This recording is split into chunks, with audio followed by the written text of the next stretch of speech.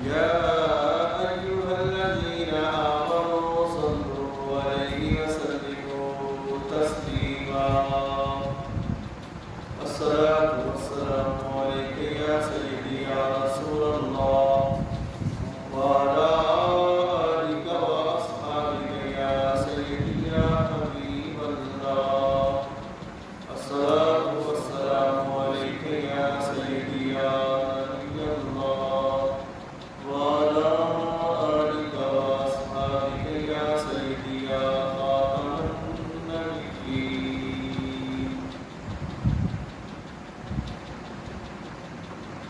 تمام اللہ وحدہ لا شریک ہے، وہ خالق کائنات خالق کائنات دعائے حضور اکرم و مجسم شفیع اعظم صلی اللہ علیہ وسلم کے رضا اکرم پر انہیت رحمت اللہ فرمائے اور ہم سب کو قرآن سنت کے مطابق زندگی بسر کرنے کی توفیق عطا فرمائے۔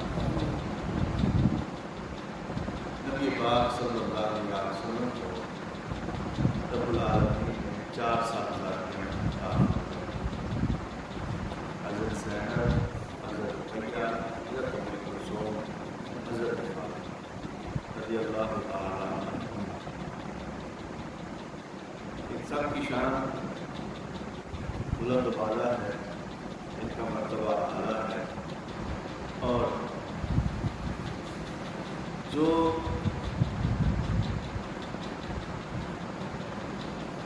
کوئی بھی ہو ان کی شان کم کر نہیں سکتا۔ اس کی وجہ یہ ہے کہ یہ سارے خون مصطفیٰ جو نسبت انہیں حضور صلی اللہ علیہ وسلم سے خون کی مل گئی ہے، وہ کمال نسبت ہے۔ آپ اس کو بڑی ثانی سمجھ سکتے ہیں۔ نبی پاک صلی اللہ علیہ وسلم اس وقت آپ کا دست اقدس اور جسم اطہر وہ روضہ انور میں موجود ہے۔ آپ کے بطن اقدس کے نیچے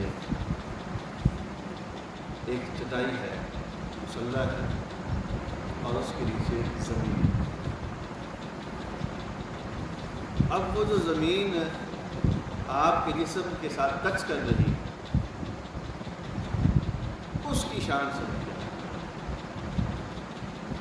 کہ جس زمین کو، اس مٹی کو حضور صلی اللہ علیہ وسلم کے جسم اقدس کی قربت مل جائے، وہ نہ صرف زمین بلکہ آسمان سے بھی افضل ہے۔ آسمان کیا، وہ عرش سے بھی افضل ہے، وہ لوح و قلم سے بھی افضل ہے۔ کیوں؟ کیونکہ اس کو حضور صلی اللہ علیہ وسلم کے جسم سے نسبت ہو گئی۔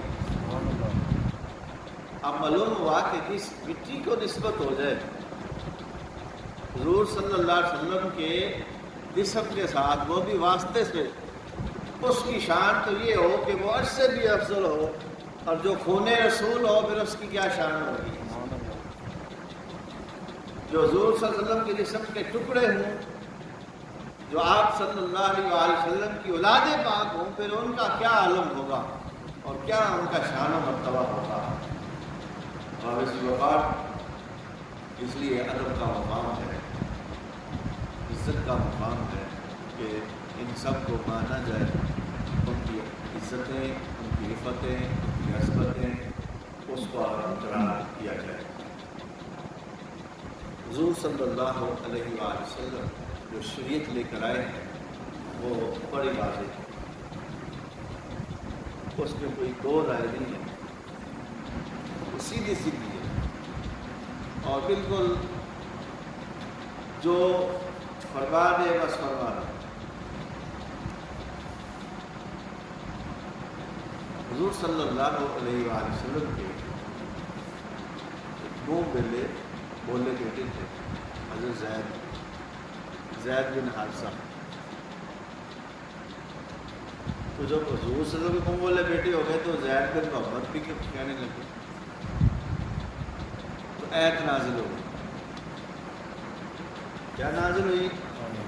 آیت فرمایا ادعوہم لآبائہم، ان لے بالغ بچوں کو ان کے باپوں کے نام سے بلایا کرے. آبا اب کی جگہ ان کے ابوں کے نام سے، جس کا خون ہے ان کے ناموں سے ان کو بلایا کرو. وہ اقسط عند اللہ، یہ اللہ کے نزدیک زیادہ انصاف کی بات ہے. تو شریعت جو ہے وہ کہتی ہے ہاں حسن سلوک سے پیش آؤ، ہاں دست شفقت ضرور رکھو، ہاں کسی کی پرورش کرنا بڑا ثواب ہے، ہاں ضرور ان کو کھانا کھلاؤ، ہاں ضرور ان کی تعلیم کا بندوبست کرو، ہاں جو کچھ بھی کرو گے تمہیں اللہ تعالیٰ اس کا اجر عطا فرمائے گا. لیکن تمہیں یہ حق شریعت نہیں دیتی کہ تم ان کے باپ بن جاؤ. فرمایا انہیں بلانا ہے تو ان کے باپوں کے نام سے بلانا ہے، یعنی جب بھی انہیں باپ کے حوالے سے بلانا ہے تو پھر وہ اپنا نام نہیں ان کے باپ کا نام. جب یہ آیت نازل ہو گئی تو زید بن حارثہ شروع ہو گیا.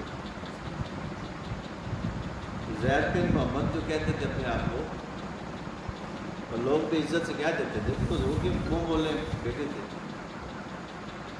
اب حکم کیا آ گیا کہ جس کا بیٹا ہے اسی باپ کا نام لے گا. تو شریعت کا حکم واضح ہو گیا، اور یہ حکم جہاں بیٹوں کے لیے بیٹوں کے لیے بھی ہے. حکم ایک ہی. تب بیٹی بھی اگر کوئی پالتا ہے تو سبحان اللہ بڑی خوش نصیبی کی بات ہے. کوئی یتیم بچی کو پالتا ہے تو ماشاء اللہ، لیکن اس کو بھی بلانا ہے تو اس کے باپ کے نام سے. بیٹا بیٹا کہہ سکتے ہیں، کوئی مسئلہ نہیں. یہ ایک محبت کی بات ہے. آپ کسی بچے کو بیٹا کہیں گے تو یہ اس کا مطلب یہ نہیں کہ آپ باپ بنا، بلکہ یہ تو ایک محبت ہے، یہ پیار کے الفاظ ہیں، اچھے الفاظ ہیں.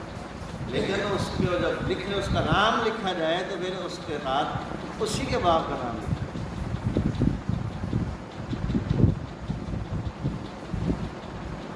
اب اسی وقت حضور صلی اللہ علیہ وآلہ وسلم کی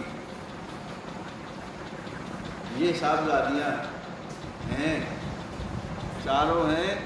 اگر یہ تین حضور صلی اللہ علیہ وسلم نے پالی ہوتی اپنی نہ ہوتی تو پھر انہیں محمد کی بیٹیاں کہنے کی ضرورت ہی نہیں. کیوں؟ جو حضور صلی اللہ علیہ وسلم شریعت لے کے آئے اس میں تو گنجائش ہی نہیں ہے. سرکار دو عالم صلی اللہ علیہ وآلہ وسلم جو شریعت آپ لے کر آئے ہیں اس میں تو کسی کی بیٹی کو اپنی بیٹی کہنا، نام لے کر باپ کی جگہ اپنا نام لینا، گویا کہ اس کا باپ بن جانا، جس کا وہ نہیں ہے تو یہ تو پاپ ہے، یہ گناہ ہے.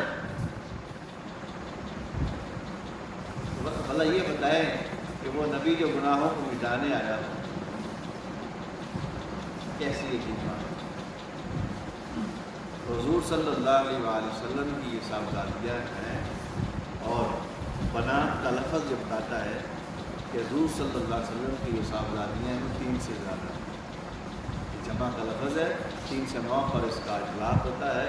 تو حضور صلی اللہ علیہ وسلم کی 4 صاحبزادیاں ہیں. یا ایھا النبی قل لازواجک و بناتک و نساء المؤمنین. اب جو بیٹیاں پالی جاتی ہیں اس کے لیے ربائب کا لفظ ہے. تو یہاں تو بنات کے بعد ربائب کا لفظ ہے ہی نہیں. چلے مان لیا کہ اگر یہ بھی کوئی برا کام نہیں ہے کسی بچیوں کو پالنا، اور حضور صلی اللہ علیہ وسلم تو ہمیں سکھانے آئے. اگر ہوتی تو پھر وہاں تو ربائب کا لفظ بھی آ جاتا. اگر حضور صلی اللہ علیہ وسلم کے اولاد کی تشریح نہیں ہونی تو کس کی ہونی؟ یہ تو قرآن حضور صلی اللہ علیہ وسلم چاہتے رہے تو قرآن نازل ہو جائے. آپ سفر میں جائیں تو قرآن نازل ہو جائے. حضور صلی اللہ علیہ وسلم تلوار اٹھائیں تو قرآن نازل ہو جائے. آپ ہجرت کریں تو قرآن نازل ہو جائے. آپ حجرہ عائشہ صدیقہ میں تشریف لے جائیں تو وہاں قرآن نازل ہو جائے، آپ مدینہ شریف جائیں تو قرآن وہاں نازل ہو رہا ہے، آپ مکہ شریف گئے تو قرآن وہاں نازل ہو رہا ہے۔ معلوم ہوا کہ حضور صلی اللہ علیہ وآلہ وسلم کا یہ معاملہ کوئی ایسا نہیں ہے کہ اس کو ایسے ہی چھوڑ دیا گیا۔ اگر اس میں کوئی ایسی بات ہوتی تو قرآن خود اس کی تشریح کرتا، یا حضور صلی اللہ علیہ وآلہ وسلم اس کی خود تشریح فرماتے۔ طبرانی شریف مجموع الزوائد میں نبی پاک صلی اللہ علیہ وآلہ وسلم کی انہیں 4 صاحبزادیوں کا ذکر ہے۔ محدثین نے نبی کریم صلی اللہ علیہ وآلہ وسلم کی جو صاحبزادیاں ہیں انہیں 4 ہی بیان فرمایا۔ سیرت النبویہ ابن ہشام، کتاب الصفات ابن حبان، اور بہت سی کتب، حافظ ابن قیم نے اپنی سیرت کی کتاب میں زاد المعاد ابن قیم کتاب کا نام ہے، ان سب نے کہا کہ حضور صلی اللہ علیہ وآلہ وسلم کی 4 صاحبزادیاں۔ کتنی؟ طبقات ابن سعد تحت ذکر ادواد ازواج النبی صلی اللہ علیہ وآلہ وسلم، وہ بھی کہتے ہیں کہ حضور صلی اللہ علیہ وسلم کی 4 صاحبزادیاں۔ المصعب زبیری وہ بھی کہتے ہیں کہ حضور صلی اللہ علیہ وسلم کی 4 صاحبزادیاں۔ بغدادی ابو جعفر بغدادی مشہور النسابہ، انہوں نے اپنی کتاب المحبر میں انہوں نے کہا کہ حضور صلی اللہ علیہ وسلم کی 4 صاحبزادیاں۔ علامہ ابن قتیبہ دنوری رحمۃ اللہ علیہ اپنی کتاب المعارف میں وہ فرماتے ہیں کہ حضور صلی اللہ علیہ وسلم کی 4 صاحبزادیاں۔ 3ری صدی ہجری کے مشہور عالم انصاف احمد بن یحییٰ بلازری اپنی کتاب انصاب الاشراف میں فرماتے ہیں کہ حضور صلی اللہ علیہ وسلم کی 4 صاحبزادیاں۔ ابن حزم اندلسی انصاب العرب کتاب کا نام، اس میں فرماتے ہیں کہ آپ صلی اللہ علیہ وسلم کی صاحبزادیاں 4 ہیں۔ وارث وفات اسی طرح شیعہ جو مصنفین ہیں ان کے بڑے بڑے جو علماء ہیں انہوں نے بھی اس بات کو لکھا ہے، اور جن کتابوں میں انہوں نے یہ لکھا ہے ان کے نام سنیں۔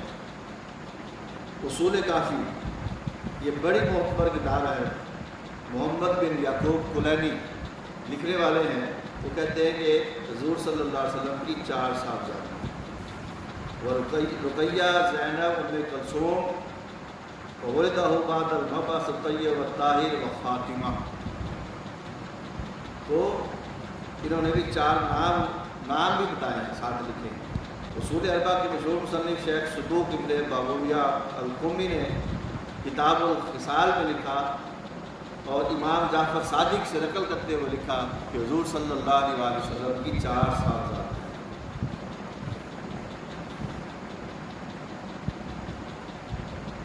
شیخ صدوق نے اپنی کتاب امالی المجلس السابع والستین میں انہوں نے بھی لکھا کہ حضور صلی اللہ علیہ وسلم کی 4 صاحبزادیاں۔ انہوں نے ایک اور پیاری بات لکھی، وخالہما فی الجنہ وخالتہما فی الجنہ، یعنی امام حسن و حسین کی جو خالائیں ہیں وہ بھی جنتی ہیں، وہ بھی جنتی ہیں۔ تو اس کا مطلب ہوا کہ خالہ کو مان بھی رہے ہیں، اس کو جنتی لکھ بھی رہے ہیں۔ یہ کتاب کا نام امالی، لکھنے والے شیخ صدوق۔ امام حسن عسکری کے اصحاب میں شیعہ عالم عبداللہ بن جعفر الحمیری القمی اپنی مشہور کتاب قرب الاسناد میں وہ لکھتے ہیں کہ انہوں نے اپنے والد امام باقر سے روایت کیا، اور امام محمد باقر فرماتے ہیں ولد علیہ رسول صلی اللہ علیہ وسلم من خدیجہ القاسم والطاہر وام کلثوم ورقیہ وفاطمہ وزینب، وتزوج علی علیہ السلام فاطمہ علیہ السلام، وتزوج بن الربیع وهو من بناء أمية زينب، وتزوج عثمان بن عفان وام كلثوم، ولم يدخل بها حتى هلكت وزوجها رسول الله صلى الله عليه وسلم وكانها رقية۔ سب کے نام اور بالکل ترتیب کے ساتھ لکھے ہیں، جو ہمارا عقیدہ ہے وہی بیان ہوا۔ اب اسی وقار اسی طرح بہت سی کتابیں ہماری میں بھی ان میں بھی، اس میں کوئی شک نہیں ہے۔ اگر کوئی ایسا مسئلہ ہوتا تو اس قرآن اس کی سب سے پہلے وضاحت کرتا، احادیث بیان کرتی، رسول پاک صلی اللہ علیہ وسلم اس کے حوالے سے کیا فرماتے۔ سیدہ زینب رضی اللہ تعالیٰ عنہا کا جس نوجوان سے ہوا وہ غزوہ بدر تک مسلمان نہیں ہوا، یہ بات سمجھ، اس پر اعتراض نہیں ہو سکتا، کیونکہ اس وقت ابھی قرآنی احکام مسلمان کا مسلمان سے نکاح، ٹھیک ہے، یہ احکام ابھی نازل نہیں ہوئے تھے، ان کا نکاح پہلے ہی ہو چکا۔ اب ہوا یہ کہ حضرت زینب رضی اللہ تعالیٰ عنہا نبی پاک صلی اللہ علیہ وسلم کی صاحبزادی ہیں، ان کے شوہر قیدی بنا کر لائے، قیدیوں میں شامل 70 قیدی جو آئے تھے ان میں وہ بھی شامل۔ اب مشورے سے یہ طے پایا کہ یا تو یہ فدیہ دیں یا ہمارے بچوں کو پڑھائیں، تو ان کو آزادی ہو جائے گی۔ تو حضرت سیدہ زینب بنت محمد صلی اللہ علیہ وسلم آپ نے اپنا ہار جو سیدہ خدیجہ زوجہ رسول صلی اللہ علیہ وسلم نے اپنی بیٹی کو تحفہ دیا، یہ ہار لے لیں اور میرے شوہر کو آزاد کریں۔ دیکھیں باپ اور بیٹی کا ایک پیار ہوتا ہے، رشتہ ہوتا ہے، تعلق ہوتا ہے، اگر یہ تعلق نہ ہوتا تو پھر ایسی کوئی بات نہ ہوتی۔ نبی کریم صلی اللہ علیہ وسلم اسار کو دیکھ کے آپ کی آنکھیں نہ ہو گئی اور سیدہ خدیجہ کی یاد۔ آپ اپنی بیویوں سے کہا کرتے تھے، اکثر سیدہ خدیجہ کا ذکر چھیڑ کے بیٹھ جاتے تھے، وہ کہتی کہ صرف ایک ہی عورت ہے؟ آپ فرماتے کہ وہ عورت وہ ہے جس نے اپنے مال کو تو میرا مال قرار دیا، اور اس کے مال کو میں ایسے خرچ کرتا تھا جیسے اپنا مال خرچ کرتا تھا، اور وہ خاتون تھی جس سے اللہ تعالیٰ نے مجھ کو اولاد عطا فرمائی ہے۔ کیا عطا فرمائی ہے؟ اولاد عطا فرمائی ہے۔ تو یہ اولاد بھی جمع کرو جناب۔ نبی پاک صلی اللہ علیہ وسلم نے صحابہ کو فرمایا اگر تم اجازت دو، کیا فیصلے ہیں آپ خود بھی فیصلہ کر سکتے ہیں، اپنا اختیار استعمال کر سکتے ہیں، لیکن آپ نے استعمال نہیں کیا، اجتماعی معاملہ تھا، صحابہ سے مشورہ کیا، اور انہوں نے کہا اگر تم اجازت دو تو میں ہار واپس نہ کر دوں۔ تو صحابہ نے کہا کیوں نہیں، آپ اجازت ہے۔ تو نبی پاک صلی اللہ علیہ وسلم نے وہ جو ان کی بیوی نے بیٹی کو دیا تھا، آج ایک باپ نے اسی بیٹی کو ہار واپس کر دیا، جاؤ یہ نشانی ماں کی نشانی ہے، یہ اپنے پاس رکھو، اور ان کو فری میں آزاد کر دیا۔ اب یہاں کوئی بات کرنے کی گنجائش نہیں ہے، اس کے ساتھ ایک مثال جوڑ لیتے ہیں، اور وہ یہ ہے کہ ایک شخص آ گیا بارگاہ مصطفیٰ میں، یا رسول اللہ صلی اللہ علیہ وسلم میں نے روزہ توڑ دیا، کیا حکم ہے؟ میں 60 روزے رکھوں۔ رسول اللہ میں 60 رکھ سکتا تو ایک توڑتا، میں کھانا کھلاؤ 60 اس میں، یا رسول اللہ میں تو نہیں کھلا سکتا، غریب ہوں۔ تھوڑی دیر گزری، کھجوروں کا ٹوکرا آ گیا، حضور صلی اللہ علیہ وسلم فرمایا وہ کدھر ہے مسئلہ پوچھنے والا؟ جی حاضر۔ فرمایا اس طرح کر، یہ کھجوریں لے جا اور مدینہ کی گلیاں میں بانٹ دے غریبوں میں، تیرا کفارہ ادا ہو جائے گا۔ اس دیکھے آگے عرض کرتا ہے یا رسول اللہ مجھ سے غریب ہی کوئی نہیں، میں ہی سب سے زیادہ غریب ہوں۔ فرمایا جا تو کھا، اپنے بچوں کو کھلا، تیرا کفارہ ادا ہو جائے گا۔ یہ آج کسی کو ہے کہ کوئی مفتی بڑا سے بڑا ہو، کوئی ولی ہو، کوئی حاجی ہو، کوئی بڑی سے بڑی گدی والا ہو، کسی کو کہہ سکتا ہے جا تیرا کفارہ معاف ہو جائے؟ تو یہ شان ہے نبی پاک صلی اللہ علیہ وسلم کی۔ آپ ایک شخص نے عرض کیا، اعتراض کیا جب مال غنیمت تقسیم کر رہے تھے، اس نے کہا اے دل انصاف کرے۔ جملہ بڑا خطرناک تھا، اللہ کے نبی کو کہہ رہے انصاف کریں۔ تو حضور صلی اللہ علیہ وسلم نے فرمایا اگر میں انصاف نہیں کروں گا تو پھر کون انصاف کرے گا؟ حضرت عمر فاروق تلوار لے کے کھڑے ہوتے، یا رسول اللہ حکم ہو، اجازت ہو تو میں اس کی گردن نہ اڑا دوں۔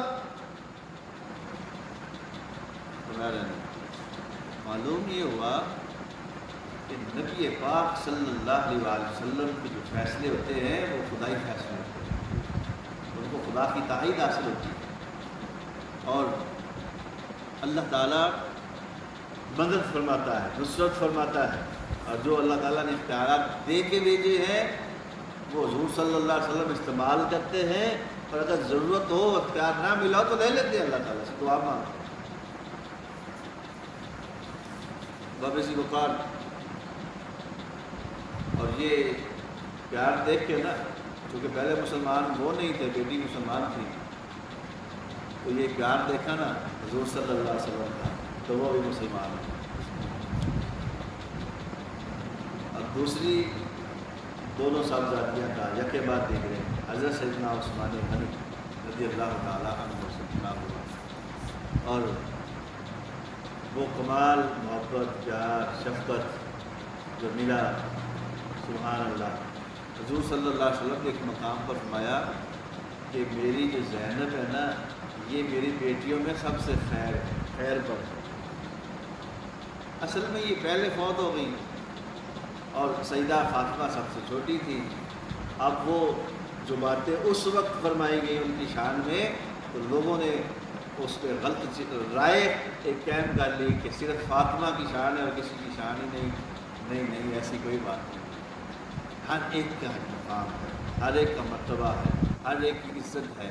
ابھی تو وہ وقت ہی نہیں آیا کہ ابھی فیصلے سنائے جائیں، ابھی تو بہت کام کرنا ہے، ابھی محنت کرنی ہے، ابھی علاقے فتح کرنے، لوگوں کے دلوں کو فتح کرنا ہے، ابھی اسلام کا پیغام پہنچانا ہے۔ تو یہ تو شہزادیاں پہلے ہی چلی گئیں، اب سب کچھ سمیٹ لیا، بہت لوگوں کو پیغام پہنچا دیا، تو بانٹنے کی باری آ گئی۔ فرمایا الحسن والحسین سیدہ شباب اہل الجنہ، حسن اور حسین جنتی نوجوانوں کے سردار۔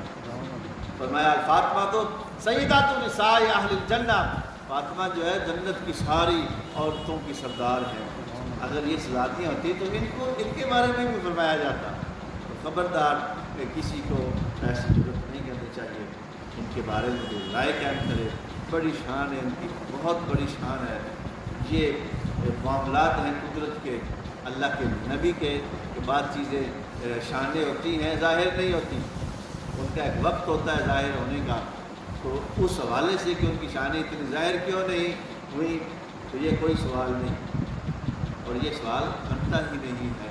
ہم کون سے اس وقت کے، اور ہمیں کیا ضرورت ہے کہ ایسی بات کریں، اور ہم ہوتے کون ہیں؟ تو اس لیے وہ بہت عزت والے ہیں، بڑی شانوں والے ہیں، بڑے مرتبے والے ہیں، اور ان سب کی عزت، ان کا نام ادب سے لینا اور احترام سے ان کا نام لینا، یہی ہمیں سکھایا گیا ہے۔